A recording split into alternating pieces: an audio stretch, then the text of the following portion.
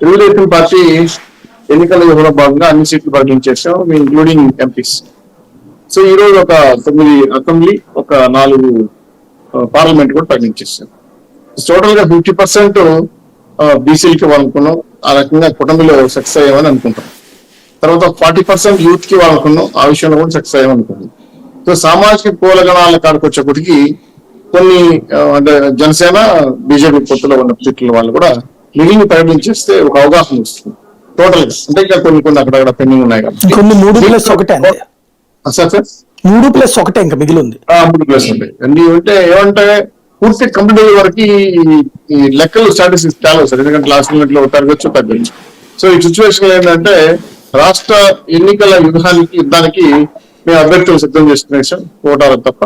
Almost మీరు అన్నట్టు ఒక పక్క వారాహి యాత్ర, ఇంకో పక్క ప్రయోగాలం, అదేవిధంగా ప్రజాగళం, ఇంకో పక్క శంకారం కూడా మొదలుపెట్టి కార్యక్రమం రోజుకి 3 సభలు బాబు గారు చేస్తూ వస్తున్నాం. దీంతో రాష్ట్ర వ్యాప్తంగా మీరు అన్నట్టు ఎన్నికల వేడి పెరిగింది. అభ్యర్థులు దూకుడు పెంచుకోవాల్సి వస్తా ఉంది. పూర్తి స్థాయిలో ఇంకా 46 రోజులు 5 రోజులు ఉండాలి సబ్జెక్టు కరెక్షన్. సో ఈ 46 రోజులు ప్రతి గంట, ప్రతి నిమిషం, ప్రతి రోజు మనకు ముఖ్యమైనది. తర్వాత కొన్ని అక్కడ మీరు అన్నట్టు చిరుమల ఘటనలు కూడా ఉన్నాయి.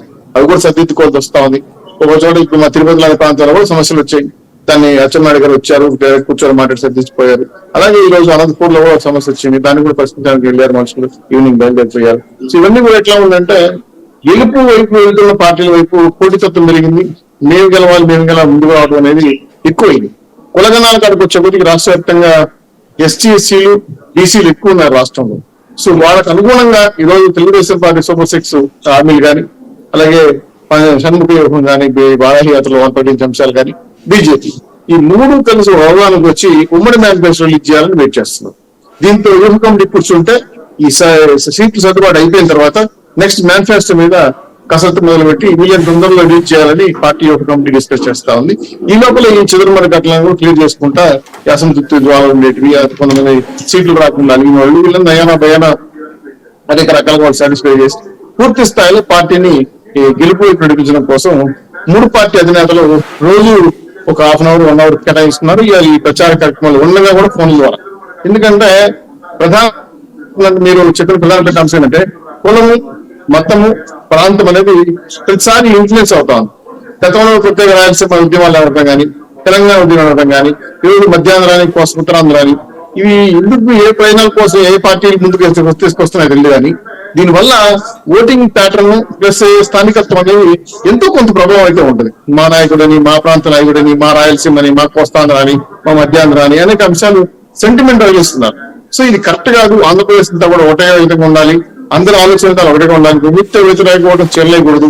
దానికోసం అత్యధిక అవకాశాలను అందరికీ కూడా వీలైన సీట్లు పంచాలి, మైనార్టీలతో సహా అని ఆలోచనతో రావడంతో ఈరోజు 3 పార్టీలు వ్యూహాత్మకంగా ఈ హామీలు ఇవ్వటం, అలాగే సీట్లు సర్దుబాటు చేయటం.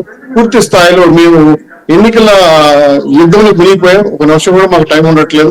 మా పార్టీ నాయకులు కూడా బాగా ప్రదర్శన తిరుగుతున్నారు కాబట్టి గెలుపు 160+ వైపు వెళ్ళాలని Janasena, Telugu Desam party, BJP target పెట్టుకునేది. ఆ దిశగా మా నాయకులు ముందుకు చేస్తున్నారు.